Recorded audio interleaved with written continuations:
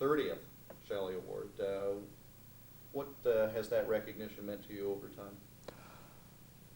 Well, the award, of course, associates the recipient with probably the most distinguished career in broadcast journalism that has come out of Iowa, and one of the most distinguished broadcast careers to come out of the United States of America. So it is a great honor, and to be recognized by peers as being worthy of being associated with that is very, very significant. Was it 75? I'm trying to remember. I've got it in the other room. Sometime in the mid-70s. I frankly can't remember exactly when it was. Do you remember anything about the circumstances? Was it back then, was it still a surprise to people, or? It was a surprise, and it came at a time after that when I had changed station affiliations. So it would have been in the 70s, and at a time when I had assumed the news directorship. It came at a time when I had assumed the news directorship at Channel 7 and Blackhawk Broadcasting, and that was a time of a fair amount of shifting around in my life, and I suppose it also came at a time when I had a rather a turbulent dispute with my previous employer over the concept of the role of consultants, and to be validated in my journalistic principles by receiving this award was very, very significant in terms of my life experience. You've had the chance to know Jack Shelley for years, know of his work, interview him for history. When someone says the name Shelley to you, what images are conjured up in your mind? It's rock solid integrity, I think, maybe is the most significant one. Absolute commitment to the idea that, which in Jack's day and in my day was not associated with the broadcasting, that the newspapers were extremely belligerent and negative about the idea that a public could get information off that box, and did everything in the world that they could to frustrate our efforts to become legitimate purveyors of information to the public. That, and of course, Jack was, his career experiences, as I place it, was about 10 years ahead of mine. He was hired by H.R. Gross on the staff at WHO Radio. At the time, they were organizing what had to be one of the very first really legitimate radio news operations in the country. And I believe the date on that is 34 or 35. And then, of course, Jack succeeding into the, succeeding HR as the news director there, and inventing broadcast news. Again, I think that's something that maybe a lot of people have forgotten, is that we started out, and Jack was educated as a print journalist, but to understand that the writing is different, that the whole approach to condensing information and all the rest of that, Shelley and that group, who started about a decade earlier than I did in the news business, had done a lot of the heavy lifting on it. And of course, they were, I think, inspired and modeled themselves to a considerable extent after the World War II correspondents, of whom the greatest, of course, was Merle. Shelley worked in central Iowa. You worked first in western, then in eastern Iowa. How often did your paths cross, or obviously you would know of one another, or you would know of his work? Were there ever any competitive situation? No, there weren't any that anybody paid any attention to.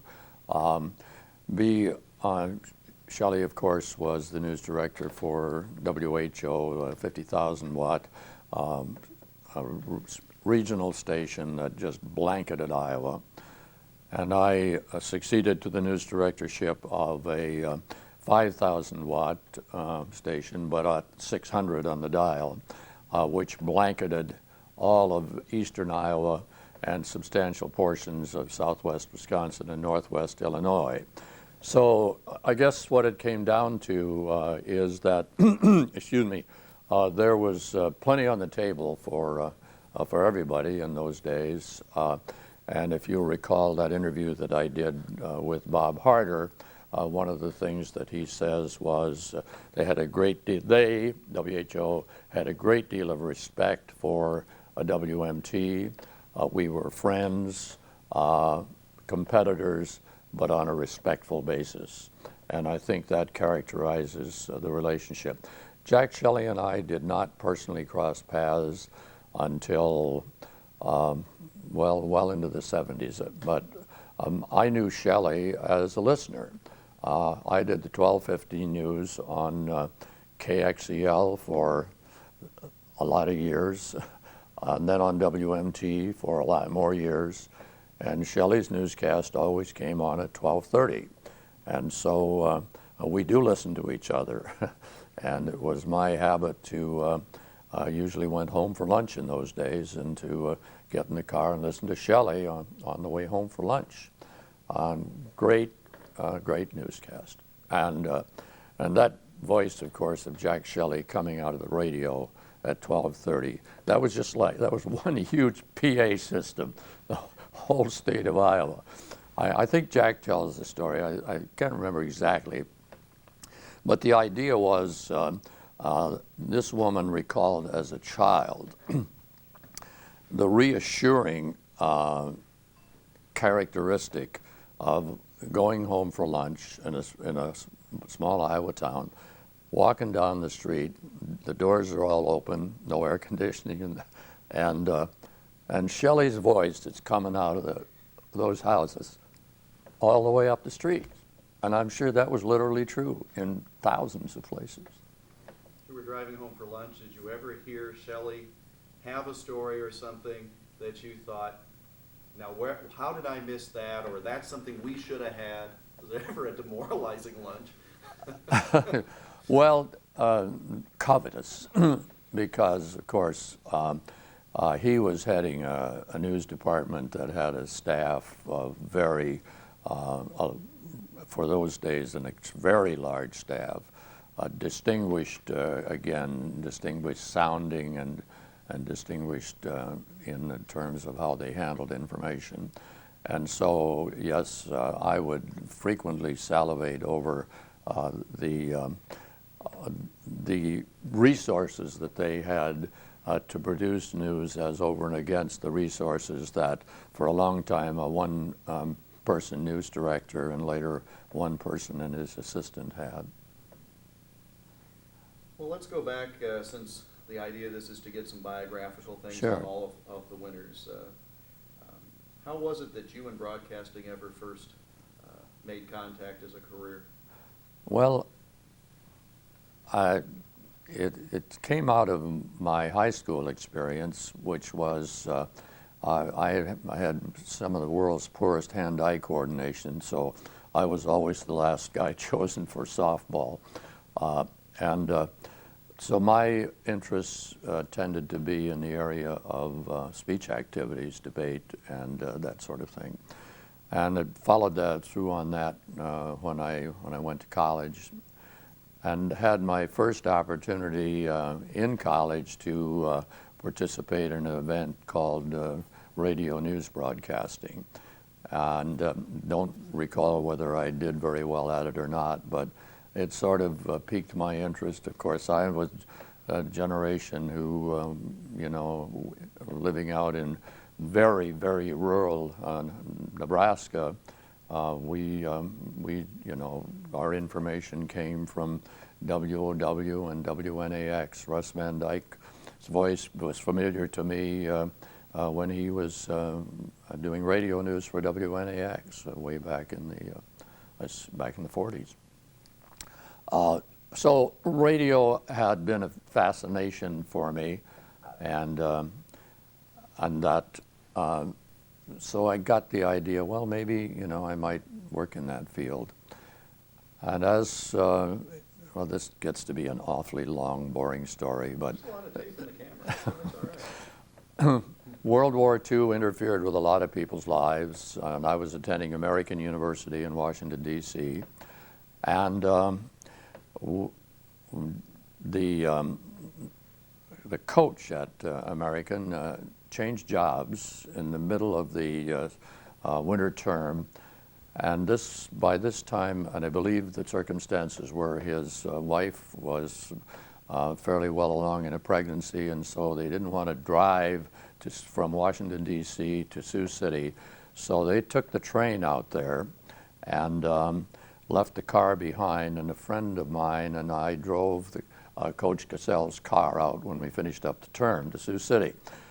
Since I was not an athlete, I didn't have much of a relationship with the coach, but that sort of established one. And so he opened the door for me in Sioux City. I had transferred then to Morningside University to be closer to my draft board, and decided to go back to school for at least for another term or so. And the tycoons who control broadcasting today did not have a monopoly on being cheapskates. That was originated at an earlier time. And a wonderful man named Gene Flaherty, who ran KSCJ, ran it with a very tight fist on the bank account. And one of the ways you could always economize was getting students to work for relatively nothing. And so he had a habit of hiring college students. And in that fall, so Coach KXEL had already established his PR base down at KSCJ. And he knew I was interested in broadcasting and said, I'll introduce you. And so I wound up opening the station at KSCJ on that fall term at Morningside College. So that's how I got started. Well, that abusing college students for small pay, that hasn't changed, has it? Hasn't changed. Yeah, not a bit. Never will. Well, obviously that experience agreed with you. How did you decide to make that your life's work? It just seemed to be a fit for me, and when I did eventually spend some time in the Navy, having had that experience then, it was an opportunity for me to get back in, and I didn't get back in at KSCJ, but at their competitor, KTRI, and I was the night announcer. We used more dignified terms than disc jockey in those days. But I introduced records and made station breaks on the Mutual Radio Network, and was happy enough doing that, taking classes. It was a night shift, so I could carry a full class. And Dietrich Dirks, the manager of the station, got the idea that maybe even a station such as KTRI ought to have a news department. Decided to hire someone to do that, offered me the opportunity to do it, and so that was the point at which I dropped out of college and decided to become a broadcast journalist, and I've been an on-the-job trainee ever since. And that was the fit for me then. It was more challenging than introducing Frank Sinatra and Dick Haymes, and I started covering city government, and then moved from there to KXEL, spent more than a decade there before going to Cedar Rapids, where eventually I became the news director. The situation at KXEL in the late 40s, into the 50s, Mm-hmm. obviously you're later writing about the TV license fight. You Yeah. were there living it on the other side. I was, right. What was it like? I mean, obviously in reading the articles and seeing the video, We get the the official version, if you will. But how was it to be working for Dumont at the time during all this? Agonizing. I guess that it was, in the sense, for one thing, this was a very, very complex court case. The fight over the Channel 7 license. So in that hot July summer, when it actually was on trial before Judge Henry Graven in the what is now the library in Waterloo, the old federal building, I was at that time a one-man band doing a noonday newscast, 6 o'clock and at 10 o'clock. And if there was any news gathered in Waterloo, I also, on KXEL, I gathered it. So here I was going down, sitting in that federal courtroom, listening to this very confusing, which I didn't really understand very well, because I had not paid that much attention to television. Was, you know, very much a novelty at that point of experience. And so I would spend right up, you know, as long as I could go, and then drive the, was about 3 miles from downtown Waterloo out to the KXEL building, and hammer out a story for the 12:15 newscast, and then rip wire copy for the rest of it, which was an expedient that most of us had to use, obviously had to use. I just remember that I was trying to be, remember, Jeff, I did not have any journalism training. One of the great advantages that Shelley had was he came out of formal journalism training. And those of us who had not had that had to, you know, we had to learn that by doing. We didn't have management that was very interested in it, so it was a matter of coming to an understanding that this is a trust, and we have an obligation to, you know, to be fair.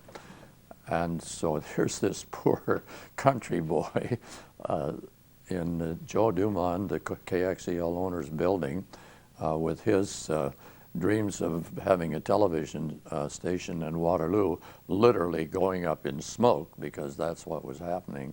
And here's this guy named Grant Price trying to prevent a fair picture of that. I have no idea how well I succeeded. I know I did try. Did you ever hear from Dumont or anyone else that perhaps fairness was not exactly what we wanted to hear at this point? In fairness to Joe Dumont, I cannot remember that ever happening, Jeff. I do not ever remember that happening. And I'm certain Joe was not, he just probably didn't think of it. Because, again, the relative importance of radio news in terms of newspaper was not quite an equation at that point. So what got in the paper was probably more important to Joe than what got on his own station. To give him the benefit of the doubt, I do not ever remember having any interference from him on that story. Now he stuck his head in the newsroom a couple of other times that I remember that I didn't appreciate too much, but I don't remember it on that one. What led you, KXEL 50,000 watts, yeah. What led you to pick up the family and move to Cedar Rapids? Well, of course, when the last embers burned out on the fire that destroyed Dumont's dreams of owning the television station, he sat there with a radio station that I think had lost its zest for him. Sold it within a relatively short period of time to a first set of owners that were very aggressive radio operators, and was a pretty interesting place to work. They kept it long enough to find out that it wasn't very interesting to them anymore. And they sold it to another set of owners who are still in existence today, but I will not name them. And when I began to hear that they regarded the operation of a news department as not really requiring a wire service printer, I thought perhaps this is time, if it hadn't come earlier than this, for you to be moving along. And the door opened for me then at that very wonderful news operation at WMT, primarily as a radio staff person.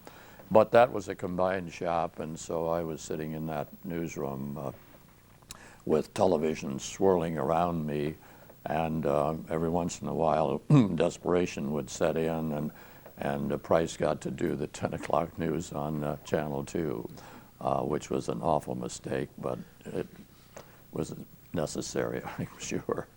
But I learned, you know, I just sat there and soaked up as much of it as I could, and was not very well prepared to take the responsibility of supervising television news when that responsibility was thrust on me by the tragic death of my predecessor in that job, Chuck Wooster, who was killed in an automobile accident.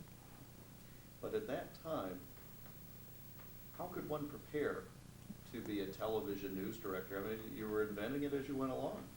Absolutely, that's right. We were inventing the application of handling information to the visual medium. And one of the great handicaps that I had, again, and I've always and still regard it as a handicap, is no formal training in these things, in the visual medium. And I learned from staff members who knew a hell of a lot more about it than I know today. Were generous in sharing their knowledge with me. A photographer by the name of Jim Ryman, who later became very successful in news administration in Denver and Los Angeles and San Diego. I learned as much as I could about it.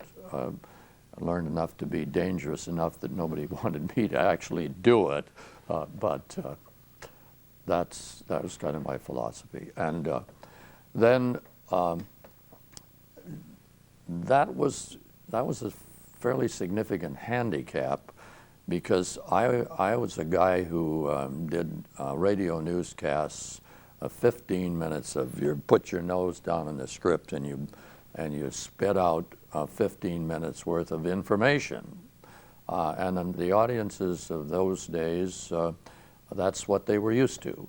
But as you could change the tone and the texture of a radio newscast with tape, now you're still sort of driven to dump as much of, not dump, but deliver as much of that information as you could possibly get, that you could wedge into that 12 to 15 minutes of actual news time that you had in a television newscast. Didn't pay enough attention to the importance of that camera and what it does, and the other elements of visual presentation, such as graphics. I had to learn that the hard way, which I did. I never remember when we have tests around here, and I didn't want you to be standing here failing, of course.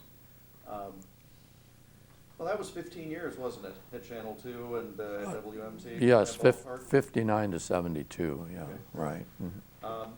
Well, obviously, for all of the handicaps and limitations, you must have gotten the hang of it, because that was a tremendously successful time in the history of that station and its service to Eastern Iowa. It was a successful time. It was built on, you know, if foundations are important in construction, they are very, very important in journalism. And a guy named Jim Borman laid the foundation for that news operation. Absolutely, later went on to, went from the Cedar Rapids market to the Twin Cities and headed WCCO radio until the end of his career. And Jim built that on the basis of that radio can do journalism, and did do it. And that was the premise of that news operation. And then, so we were a very, very strong news operation in that Cedar Rapids Waterloo television market through the 60s. Who were some of the people who came through the door there Oh, during that time? Lord. It was an amazing list. It really is quite an amazing list. As a matter of fact, I just had an email this week or so ago from a man named Martin Jensen, who I hired and would not be known as a broadcaster, although he was absolutely one of the best and one of the best reporters that I've ever worked with. But governors had a way of stealing away qualified news personnel, and so Martin was hired to be Harold Hughes' press secretary, and served him in that role as governor, and later went to Washington with him.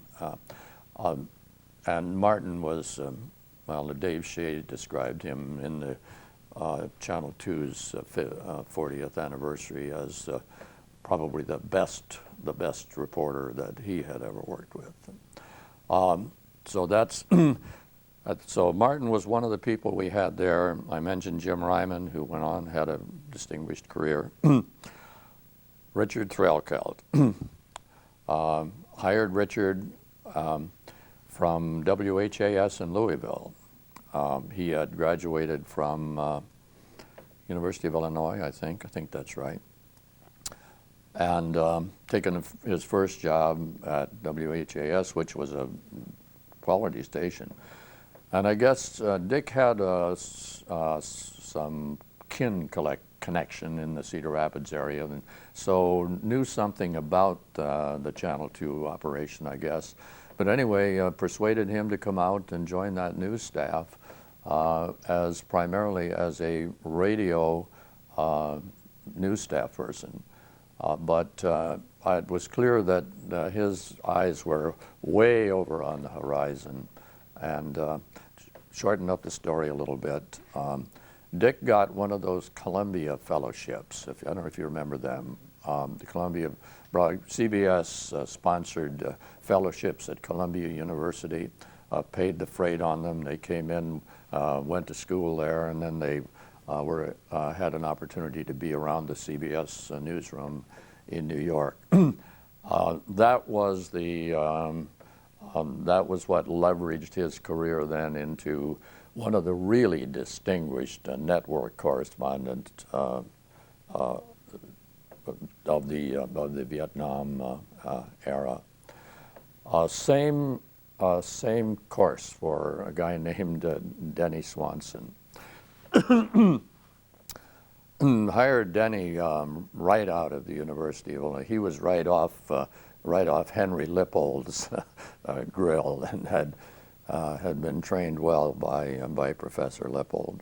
And Denny came out and to this little newsroom in Cedar Rapids again with the energy of, I don't know how many people, maybe 250. I mean, I've never seen a guy who was as driven to do things as Dennis Swanson was. Also a person of absolutely superb intellect, probably the brightest guy I've ever known. And he hit that CBS fellowship trail also. And of course, anybody in broadcasting knows about the Dennis Swanson story.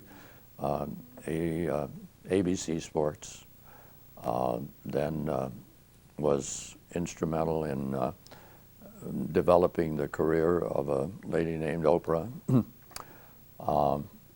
Succeeded Roone Arledge as vice president of sports. ABC Sports in Chicago was his, and then, and most recently took over as general manager of the NBC O&O WNBC in New York. So that's quite a career story. And then, of course, I was also associated with the regional giants, Tate Cummins and Conrad Johnson, and of course my boss, Bill Corton, who maybe was the greatest visionary in terms of what the electronic media were capable of doing and being of maybe anybody out of that era.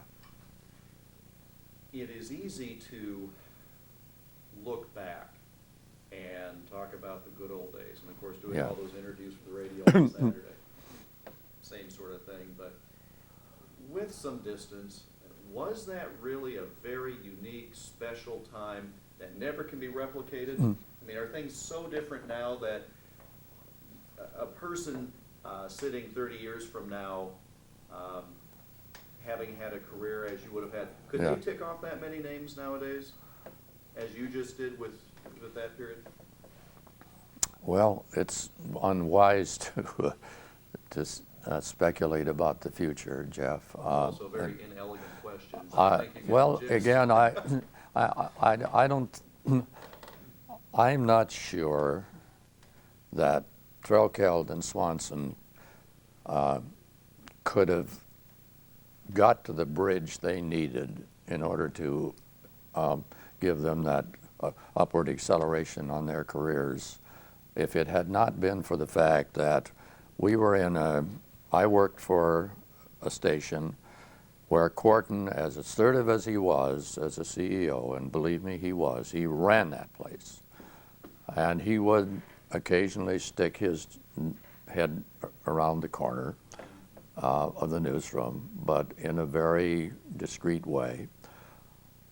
But my mandate was to run the news department. And so when the radio program director calls me and says, I can't stand that guy Threlkeld's voice on the 11 o'clock radio news, the 11 a.m. radio news, the 5-minute newscast. And I get the same static on Swanson, who had a relatively high-pitched voice. But I've stood my ground and was able to because that was the part of the business that I was responsible for, and so Corton backed my judgment on it. But, you know, here's a man who was absolutely in control of the company that he headed, was able to call the shots. He had a board of directors, but managed them pretty well, I think. And so that's the way those stations ran, and that's the way I'm sure that's the way Malin ran WHO. In the corporate climate of today, environment of today, there are no local station managers who have the luxury of backing their news director with a voice on the radio station that the radio manager objects to. It's just not going to be. You alluded earlier to the fact that you changed jobs. Yeah. From 72. What was different at WMT at that time? Ownership. Bill Corton came to the decision that Robert Buckmaster came to a little over 10 years later, and that is that the entrepreneurs who pioneered those stations needed to move on because age catches up with you. Although it still hasn't caught up with Bill, thank goodness. Yeah, I think he's 97 now or 98. I wonder if he regrets selling the station 30 years ago. Well, I don't know whether he ever did or I think he's never said that to me, and I don't know that he did. But he decided that the stations needed to be placed in other hands because he was going to retire from the business. He wanted to protect some of his loyal managers, which he did in the arrangement that was made. But once the management of that station moved out of Cedar Rapids to Louisville, Kentucky, with what everybody thought was a quality broadcaster, and I think it was. But they're sitting down there in Louisville, Kentucky, trying to run a radio and television station in Cedar Rapids that was unique in its creation, was unique in its implementation, excuse me, was unique in how it achieved its success. Well, we're just not sure that they're doing it right. And so we've got to have a consultant. Well, there was one sitting right on their doorstep by the name of Frank Magid, who started his business in Cedar Rapids out of experience that he had working with Channel 2. And that was the beginning of a new style of ownership for broadcasting. It was not nearly as discernible then as it is now, but the consultants were brought in with their judgment about how things should be done. And when that starts to spill over into news policy, then that starts to be a problem for a crabby old guy like me. And just was very, very difficult for me to work under those circumstances. I was not doing a very good job for the company. And so it just became one of those things where we're going to have a parting of the ways. And we did. And the fact of the matter is I was out on the street. Was Maggie the consultant then at Channel 2? Oh, yes. Yeah. How is it that you then made your way up north? Well, Back up north? I was literally on the street, and I was applying for jobs, and even thought, well, this cable looks kind of, I wonder. Wonder if there's any future there. And didn't really think there was, but I was willing to look at anything then. Got a call from a guy named Warren Mead, who was sort of the Renaissance man of Black Hawk Broadcasting. He was a lot of things, and trusted by R.J. McElroy, later by Robert Buckmaster and others. And Warren had approached me once before while I was in good graces at WMT, and I told him I wasn't interested. So when the word got out that I was at Liberty, he approached me again, invited me to come up for an interview, and the Buckmaster had now taken over the chairmanship, was running the company in Waterloo, had a very different view of how you make a television station successful than Mac did, and had made some very good moves, had hired some excellent people, not the least of which was Tom Peterson, who was doing the anchoring on both the 6 and the 10 o'clock news, and as many of those guys did in those days, was also trying to manage the department. And I'm not a critical word. Tom was managing the department. I think he understood that it's just impossible to do that. And the top echelon management people, I think, had come to that conclusion. And so I had a dimension of experience that they were looking for. And of course, we had some track record at Channel 2. And so that's how I wound up at Black Hawk. I was there for 17 years. When you walked in the door there and saw the operation, having come from what was a great WMT operation, was there a thought of we can turn this into something, or did it look like a building project that just could never be done? No, it didn't look that way, Jeff, because some things had happened before I got there, and it's only fair to make sure that whoever listens to this would understand that. First of all, Buckmaster hired some qualified news managers. One of the first things he did. And they started to do real news. So what was a dismally unsuccessful news operation gradually started to build that base in Waterloo. They became the station that Waterloo really depended on for news. While we still probably had more viewers, two had more viewers in Black Hawk County than they did for a while, gradually they started to pull that metro audience in their direction. Then they brought in Peterson, who was a very fine presenter. They had a high school kid named Jim Ganal that they allowed to do the weather until he figured out how to do it, and became a very successful. Went from there to the Columbus market and has been there ever since. And a sports guy by the name of Mike O'Connor. And so Peterson, Ganal, and O'Connor started fronting that newscast consistently. There wasn't a different person on Monday, Wednesday, and Friday, and you're lucky if there's anybody there Tuesday and Thursday, which is kind of the way it ran when Mac was doing it. So they had started to move the 10 o'clock news ratings in toward where they were much stronger than they were at one time. And so there was a base there, and I knew that.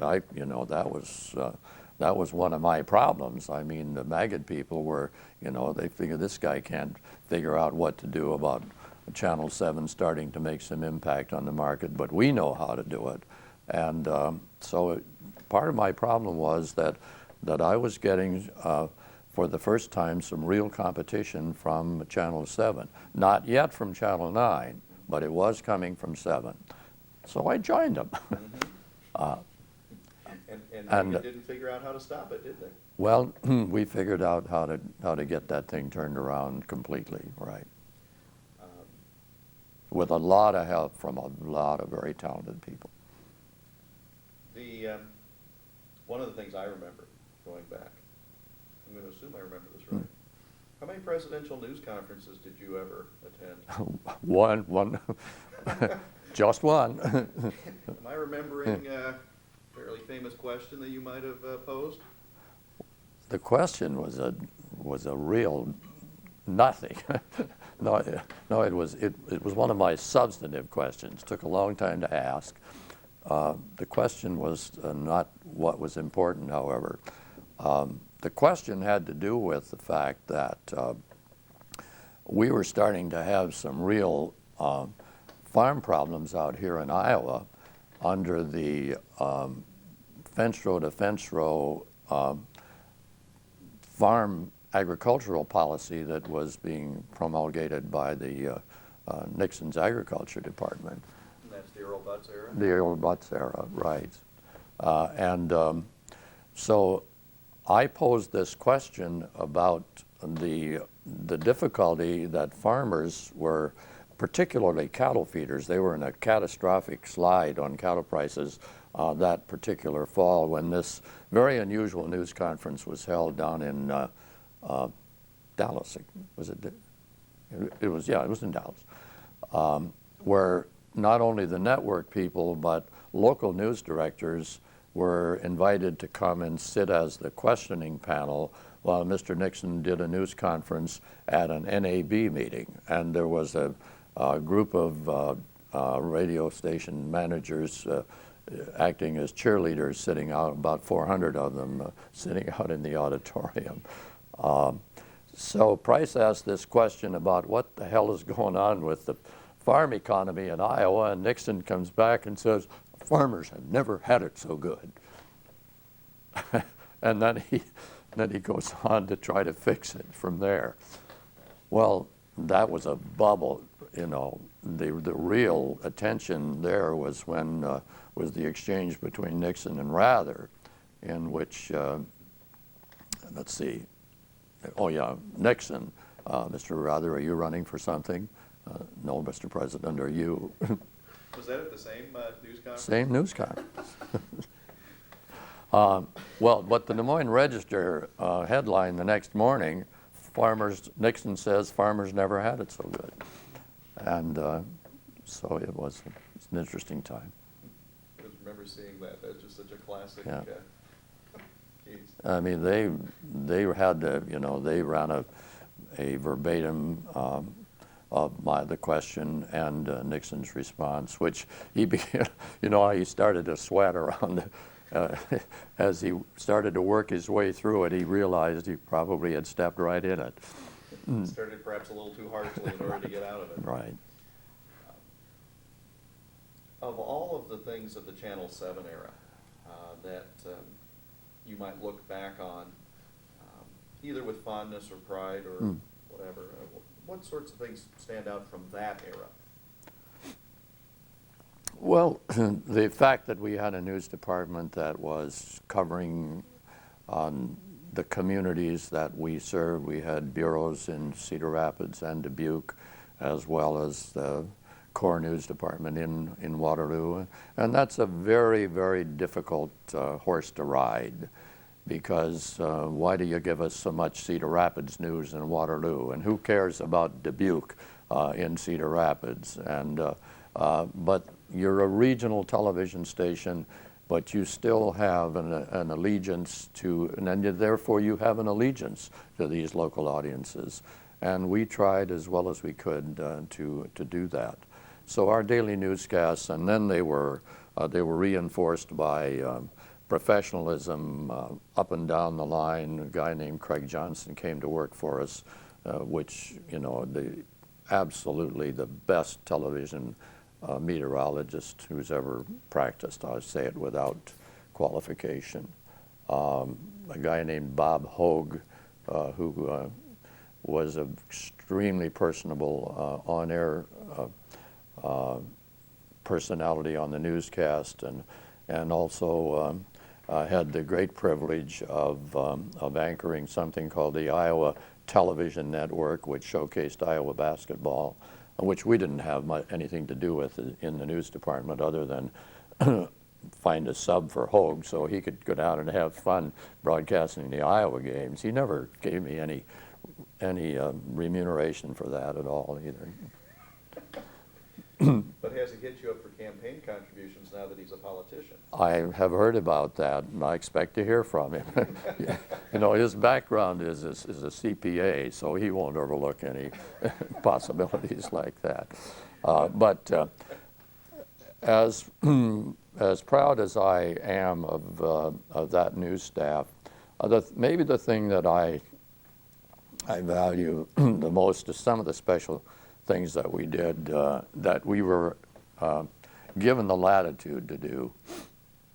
We picked up fairly early on the fact that there's a hell of a story here on something called AIDS.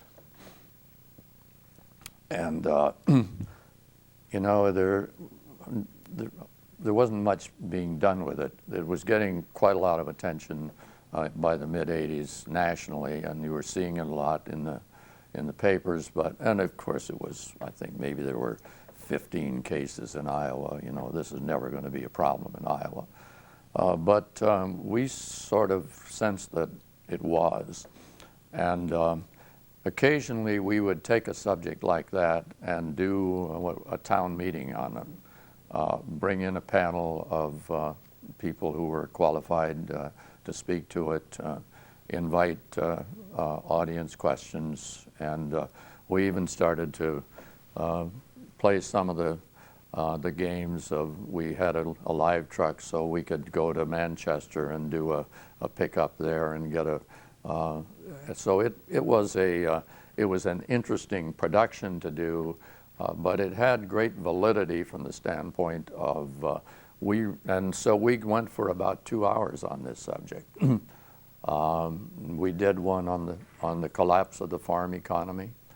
We did one on education. Those are the three that I remember. And I mean, to take on a 2-hour, we also were able to use some satellite technology and bring in some outside resources into the broadcast. Took a great deal of satisfaction from that this is the kind of work that television does very well, and it's a great privilege to be able to do it on a local station. And how is it that you decided to invest another 10 plus years of a career up here? You walk up to the edge of the river and somebody gives you a push and you fall in. That's basically, but when you get pushed by a guy named Harry Slife, you know, you kind of say, well, I guess that wasn't such a cold bath after all. I had no idea, you know, I explained to you early on, I got my disclaimer in, a college dropout, on-the-job trainee, had no idea that the halls of academe would be at all interested in anything that I had to share. But when Harry retired, Harry Slife succeeded Buckmaster as the president of Black Oak Broadcasting, and came up and taught some classes in the business department at the invitation of Robert Vogel, who saw some value in having a name like Slife around Wartburg College, in addition to the validity of what he could bring to it. And so as I was getting ready to take my final bow, Harry called me one day and said, "Would you like to sit down and talk to Bob Vogel about the possibility of doing some teaching up at Wartburg?" Well, I said, "I'd like to if you think that's something they're interested in." And that was it. We sat down and had lunch one day and set up an appointment with Dean Pence, who was the wonderful dean who was in office here at that time. Very open-minded man, could look across at a person with my experience and see value in it for the college. And so that's the door that opened for me there. And then it kind of got out of hand, didn't it? Things, from your perspective. Things have a way of doing that.